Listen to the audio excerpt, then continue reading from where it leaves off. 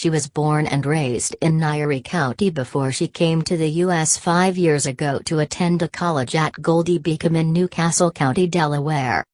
He was born in Homa Bay County and migrated to the U.S. 7 years ago on the now endangered diversity visa program commonly known as the Green Card.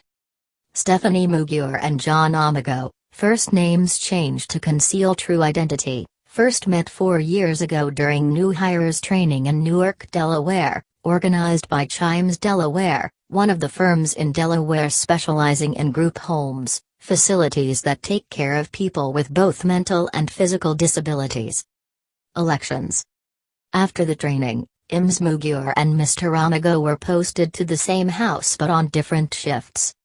Mr Omogo worked from 3 p.m. to 11 p.m. while Ms Mugure worked overnight, 11 p.m. to 7 a.m., because she still attended college.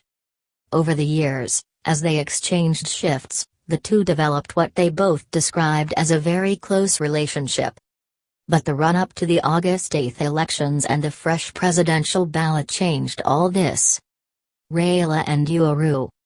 In Ms Mugure's words, they often heatedly argued about President Uhuru Kenyatta and opposition leader Raila Odinga. Omogo believes Kenyans, and especially Uhuru, always steal Raila's, Mr Odinga's, elections victory. I don't believe that's true, Ms Mugure told the Sunday Nation. But Mr Omogo believes she has a problem. It's very hard to debate with Mugure because every time the name Raila comes up, she freezes. She believes Raila is a troublemaker whose aim is to cause chaos in Kenya. Emotive.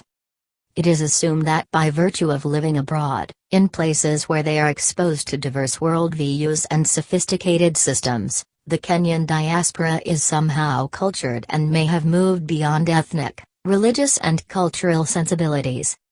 But, as the past elections and indeed all elections in Kenya in the recent past have shown, Kenyans living abroad may have crossed oceans and seas but still remain trapped in tribal cocoons.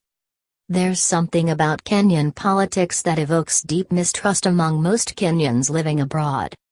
Instead of being united by mutual issues of interest such as the need for the government at home to implement their constitutional right to vote and institutionalizing organized systems, most Kenyans living abroad become completely disarmed by tribal politics, Jack Ambuka, a Kenyan resident of New Jersey, said.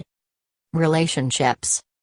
Mr. Ambuka, just like many other Kenyans living abroad, agrees that the hatred was unleashed during the recent elections between supporters of Mr. Kenyatta and Mr. Odinga.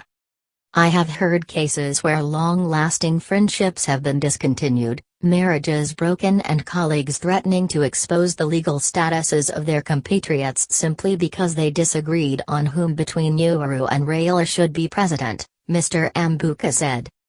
Mr. Ephraim Mora, a Kenyan politician from Nyeri County, who is currently living in Toronto, Canada, says that one of the most shocking discoveries is just how Kenyans in diaspora were sharply divided in their political views along ethnic lines.